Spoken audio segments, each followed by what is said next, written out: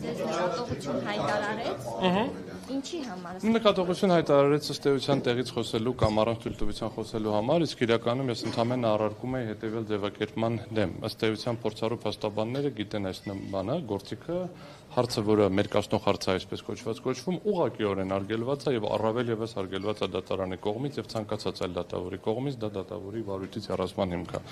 Բացատրեմ ինչի մասին է խոսքը։ Եթե հարցադրումը լիներ, իսկ չեք կարծում, իսկ ինչպիսի ազդեցություն է ունենում Ռուսաստանի գործողությունները, իսկ ինչպիսի ազդեցություն է ունենում, չգիտեմ, Իսրայելի, Պարսկաստանի, Չինաստանի գործողությունները, կլիներ լրիվ թույլատրելի հարց եւ կարող ենք այդ հարցին պատասխանել։ Բայց երբ որ երրորդ անգամ, ընդ որում ինչի եմ ասում երրորդ անգամ, առաջին անգամ եղել է մի քանի վարույթի սկզբում, երբ որ կրկին 3-ով 3 կուսակցություն եղավ, երբ որ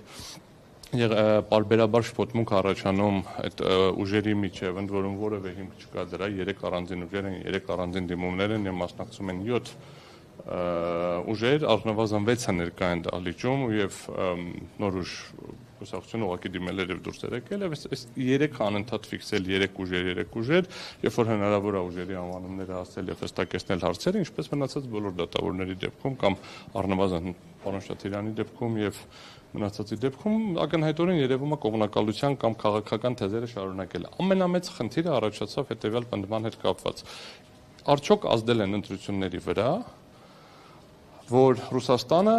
ի օգուտ ընդդիմադիրների գործողություններ է կատարում։ Հիմա արդյոք ազդում է կարող է համանդրական դատարանի եզրահանգման վրա ազդել Սեդա Սաֆարյանի անկողմնակալ լինել։ Այս հարցը թույլատրելի հարց է, թե ոչ։ Շատ պարզ հարց եմ տալիս։ Սեդա Սաֆարյանի կողմնակալ եւ ելքով շահագրգիռ լինելը ազդելու է արդյոք գործի ելքի վրա։ Երբ որ ինձ ասում դες ընդամենը հաշտում եմ ազդելա թե ոչ։ Իհարկե չի կարելի առաջին հարցնել, երկրորդն էլ։ Եվ հետևաբար խնդիրը ներողություն եմ խնդրում, մեր բողոքի մեջ ունենք ձևակերպումներ, եւ այդ ձևակերպումներում շատ հստակ արձանագրված են, որ օտարերկրյա պետությունները միջամտել են հայկական ընտրական գործընթացին եւ ընտրություններում ոչ թե sense տեսական գործողություններով, այլ անվանական աջակցությամբ, ոչ թե միջին մակարդակի քաղաքական պաշտոնյաների կողմից, այլ այնպիսի պաշտոնյաների կողմից, ովքեր միջազգային իրավունքի հիման վրա իրավասու են ներկայացնել պետությունը, այսինքն պետության գլուխը, նախագահան ի պաշտոն է ներկայացնում է պետությունը, վարչապետը ներկայացնում է պետությունը, միջազգային կազմակերպության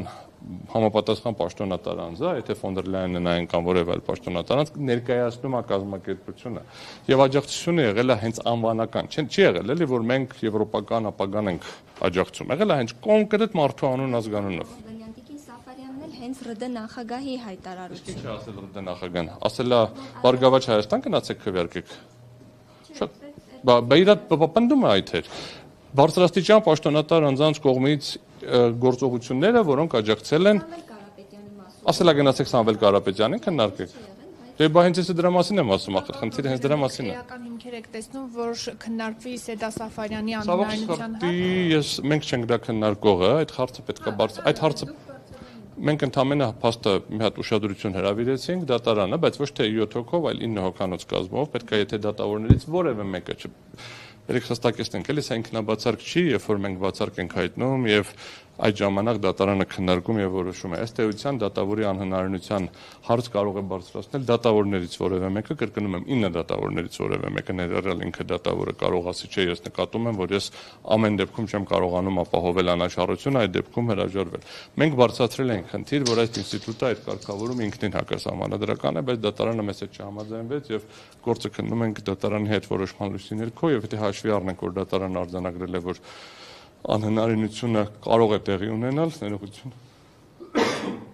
Մենք գտնում ենք, որ հիմքերը կան, որ Սեդա Սաֆարյանի անհնարինությունը մասնակցության բարձրացվի, բայց կրկնում եմ, խնդիրը ոչ թե նրանում է, որ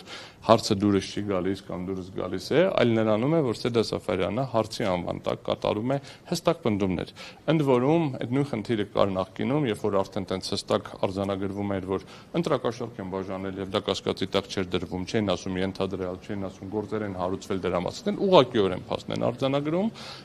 ընդ որում խոսքը գնում է մասսայական, նկատի ունենալով կոնկրետ բառներ, երբ որ ես բարձրաձայնում եմ պետական մարմինների ներկայացուցիչների կողմից հանցագործություն կատարելու հանգամանքը, որը պատրաստ եմ հիմնավորեմ եւ խնդիր չկա, հիմնավորվելու է եւ այդ պատասխանատվության խնդիրը ինչ որ պահի վրա է հասնելու, միանգամից տենց ինչպես է խոսում տարբերակով։ Հայաստանի Հանրապետությունում ամենաբարձր արժեքը ոչ մի պետական մարմին չունի։ Այդ դուք բոլորը թեք, ես եմ եւ քաղաքացին է։ Եվ քաղաքացուն վիրավորելը, քաղաքական ուժերին, ովքեր ներկայացնում են այդ քաղաքացուն վիրավորելը շատ ավելի պարսավելի եւ շատ ավելի անթույլատրելի է, քան ցանկացած պետական մարմնի մասին գնահատական տալը։ Խնդրեմ։ Պարոն Օրբելյան, բայց ինչպես հասկացաք, որ այդ 3 ուժ ասելով մեկը նկատի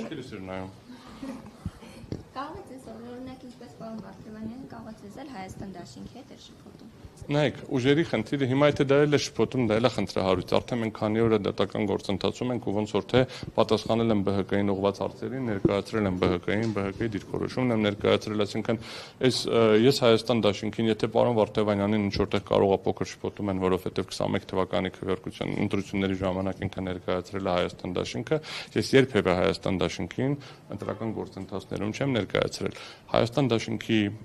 եւ տարբեր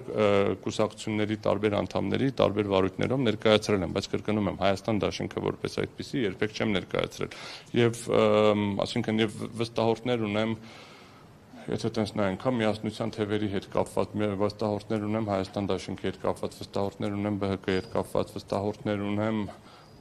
մենք ես անձամբ չէ, բայց գրասենյակում ունենք ուժեղ Հայաստանի հետ կապված վստահորդներ ունեցել ենք։ Բանը ինչա Նիկոլ Փաշինյանն էլ, Տիգրան Ավինյանն էլ ժամանակին եղել են նաև մեր վստահորդները։ Շատ կարճ ժամանակ են եղել։ Ունենք մարդիկ, ովքեր ոչ, ունենք մարդիկ, ովքեր ունենք վստահորդներ, ովքեր ում քաղաքական պատկերացումների չենք էլ հարցրել երբեք, որովհետև փաստաբանական գործունեությունը չի ենթադրում ամենակողին պիտի ասեմ դու ես քվեարկելու, եթե իրան ես քվեարկելու քո գործը վերջում եմ, իրանը չէ։ Այսինքն ակնհայտորեն այստեղ տեն շփոթմունքը նույնպես թույլատրելի չի լինի եւ նման շփոթմունքը նույնպես խնդիր է առաջացնում դատավորի անաչառության Վել չասեմ, էլի այսինքն եթե 5 օր հետո շփոթում ենք որ ուժնա, տեղ արդեն ուրիշ խնդիրներ են։ Բայց ես օրինակ ՌԴ նախագահը հայտարարում է, ասում են լավ կլիներ, որ օրինակ Սամվել Կարապետյանը ազատության մեջ լիներ, որպեսզի կարողանար դա միջամտություն է, թե միջամտություն չէ։ Նայեք, ձևակերպումների մասով չեմ գնահատել, ես կարծում եմ, որ եթե ՌԴ նախագահը եւ ցանկացած այլ պետության, ասինքն մասնակիցը խոսում է հավասար պայմանների մասին, դա կարող է գնահատվել։ Հիմա ինչի չեմ հստակ պատասխանում, որովհետեւ այդ հարցը առանձին չեմ վերլուծել, ինչ կոնտեքստում է տրվել, բայց դա կարող է գնահատվել ընտրությունների հավասար պայմանների ապահովման տեսակետից, որովհետև միշտ էլ միջազգային կառույցները եւ այլ, ասենք եվրոպական երկրները, ամերիկյան երկրները, տվյալ դեպքում Ռուսաստանը բարձրաձայնել են մարդու իրավունքների կոնտեքստում հավասար պայման ապահովեք ընտրությունների ընթացքի վերաբերյալ։ Չեն ասում կգնաք իրան կքվեարկեք թե ոչ։ Ես շատ վիճելի է Ռուսաստանի Դաշնության կողմից կատարված գործողությունները, եթե ես ինքս ամենաբարձր մասնագետը չեմ այդ ուղղությամբ, բայց երբ որ նայում եմ մասնագիտական վերլուծությունները, ում օգտին են դրանք կատարված, դրանք ավելի շատ նպաստում են ԿՊ-ի ձայներ հավաքելուն, թե ընդհակառակը այլ քաղաքական ուժերի ձայներ հավաքելուն, շատ բարդանում է ինձ համար։ Չկա մոտեցումները տարբեր են, կան բավականին մեծ քանակի մասնագիտական վերլուծություններ, որ Ռուսաստանի գործողությունները իրականում նպաստել են Նիկոլ Փաշինյանի վերարտադրությանը։ Չեմ պնդում դա, ես կրկնում եմ իմ մասնագիտացումը չի, որպես ես ասեմ, բայց ասում եմ կա այդ պատկերը։ Ինձ համար խնդրահարույց է բացառապես դատարանի կողմից դատավարական այն վրդովմունքը եղել։ Իմ հարցի բարձրաձայնումը եղել է բացառապես դատավարական։ Ես ուրեմն ներկայացություն իրականացրել եմ քրեական գործերով, քաղաքացիական գործերով, միջազգային արբիտրաժով, ինքս որպես արբիտր հանդես եմ եկել, տարբեր վարույթներով։ Ունեմ մեծ փորձառություն ակադեմիական ոլորտներում, դատարանը չեզոքություն ապահովելու պարտականություն ունի, ի պաշտոնե գործի քննության համար իհարկե կարող են հանգամանքները պարզ լինել, միանշանակ կարևոր հանգամանք է այդ հանգամանքը, բայց միևնույն ժամանակ հարցադրումները չեն կարող լինել այնպիսին, որ արդեն իսկ հաստատում են խախտման փաստը ու դրա գնահատականն են քննարկում։ Սա է խնդրահարույցը եւ դա արդեն կողմնակալության խնդիրը առաջացնում, որտեղ եղել է խախտում թե ոչ եւ դա արդյոք որևէ առնչություն կարող է ունենալ կողմերին թե ոչ, դա է խնդիրը, որ պետք է քննարկենք։ Բայց ըստ ԱՄՆ-ից եւ Եվրամիությունից կոչեր են հնչել ուղիղ քվեարկել Նիկոլ Փաշինյանի օգտին։ Միանշանակ, ոչ թե հնչել, գրվել են, Նիկոլ Փաշինյանն էլ դա վերցրել է, դա թմբկահարել է։ Ուղղակիորեն Ֆրանսիայի նախագահի կողմից եւ Թրամփի կողմից։ Ուղղակիորեն, այսինքն սա ոչ թե абստրակտ բանով, հենց ուղղակիորեն, ասել է Թրամփը ընտրություններից առաջ, ասել է աջակցում եմ իմ ընկեր։ Եմ հայտնում, բայց չի ասում գնացեք ընտրեք Բերեք սենց էլի, հիմա գնացեք ես ամբողջական աջակցում եմ Նիկոլ Փաշինյանին, միասին կառուցելու ենք ինչ-որ ձևակերպումը հիմա ձեռիս տակ չի։ Դա էլ դրանից էլ ոնց որ այն կողմ պետք է լիներ, որ եթե գնաք ընտրեք, ձեզ չգիտեմ, փող եմ տալու։ Հայաստանի Հանրապետության անձանց չէ։ Սա մոտավորապես ուղղակի միջամտություն է, բայց խնդիրը դրա մեջ չի, որ ասել են, որտեղ միշտ էլ կարող է մի հատ օտար երկրապետություն վերցնի դա ասի։ Ինչա ինքը արել։ Ինչա ինքը արել դրանից հետո։ Ինքը ասել է, չէ, դե ուրախ եմ, որ պարոն Թրամփը ասեց, բայց կապ չունի, մենք դրանից անկախ ենք։ Չէ, դա դարձվել է օրակարգի հարց։ Ինչա արել, երբ որ ֆրանսիացիները դարձվել է օրակարգի հարց։ Ինչ են արել օպոզիցիոն գործիչները։ Ոչ մի բան։ Բայց կրկնում եմ, իմ խնդիրը այն չի, որ միջամտությունը որևէ տեղից լավ է, որևէ տեղից վատ։ Իսկ եթե Ռուսաստանից տեղի ունեցե միջամտություն ընտրության արդյունքներին, կրկին պետք է անվավեր ճանաչվի։ Որովհետև իմ խնդիրը հետևյալն է, պետք է լինի, ընտրողը պետք է լինի Հայաստանի Հանրապետության քաղաքացին, ազատ պայմաններում, արդար հավասար ընտրական ընթացակարգերի արդյունքում պետք է կարողանա իրականացնել ընտրություն։ Եթե փաստեր կան, որ իրականում միջամտություն է եղել Ռուսաստանից, առաջին այդ հարցերը պետք է ուղղվեն ոչ թե օպոզիցիոն դիմում ներկայացրած երեք ուժերին, իրենց ձևակերպումով կոնկրետ կուսակցությունների, այլ առաջինը օրինակ կարող էր բարձրաձայնվել այն կուսակցություններին պատասխանողից սկսենք, պատասխանողին այդ հարցը պետք է տրվեր առաջինը։ Իսկ գնահատել եք արդյոք այդ ազդեցությունները, ինչպես եք գնահատել։ Եթե մենք պատկերացնենք, որ մենք դատական վեճ ենք քննում, սա քաղաքական դեբատների ման չի, մարտադաշտ չի, սա իրավական վեճ ենք քննում։ Կա որոշում, կենտրոնական ընտրական հանձնաժողովը բացատրեց, ասաց ոչ մի բան հաշվի չեմ արել, ոչ մի բան հաշվի չեմ արել։ Թուղթը ստացել եմ, ուղարկել եմ, թուղթը ստացել եմ, ուղարկել եմ, հետ եմ ստացել, հետ եմ ուղարկել։ Դա ասել։ Մաթեմատիկական հաշվարկներն էլ ծրագիր ունեն, ծրագիրը չգիտեմ ոնց է հաշվում, բայց 400 թվերը գումարում ենք դառնում 41, բայց ինամը 440 է գրում։ Հիմա դա կպարզենք քննության ընթացքում։ Այս պայմաններում, երբ որ դատարանը փորձ է անում հարցադրումներով ոչ թե պարզել հանգամանքները, հասկանալ իրոք քաղաքացիները կարողացել են քվեարկել, ինչպես է դա գնահատել կենտրոնական ընտրական հանձնաժողովը։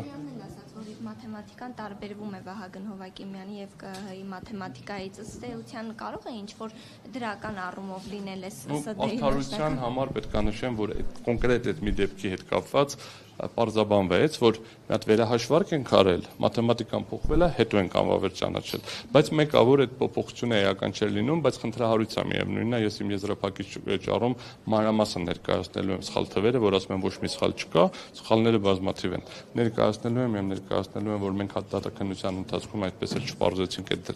ոչ թե չպարզեցինք, այլ հաստատեցինք դրանց ազդեցությունը, չպարզեցինք ինչ ընթացակարգով են իրենք ապահովում ամբողջականությունը տվյալները, ինտեգրություն որպես խաղաղ ճյուղումներ չլինեն։